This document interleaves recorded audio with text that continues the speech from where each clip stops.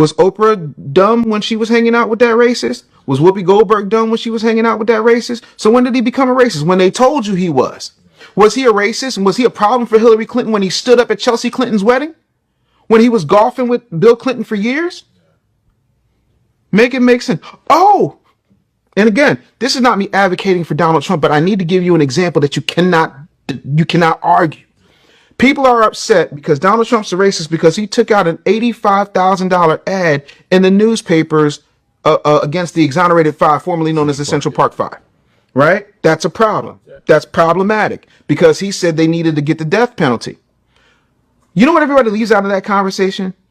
Two things. The first is all we had was the information that was being presented to us on the news at the time. And at the time, all that information said that we got them. We got these kids. They ain't say nothing about rounding them up or how they rounded them up or this, that, and the third. They sat up there and they present. Go look at forget me. Go look at Ava DuVernay's Netflix movie. Go look at all the documentaries made about these guys. Now, here's the gag. At the time when Donald Trump did that, he was a registered Democrat.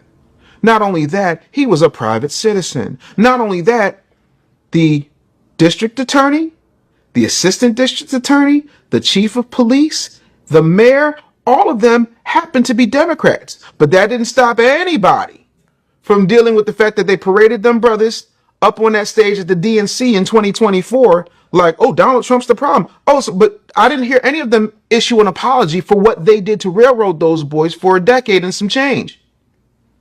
How does that make sense?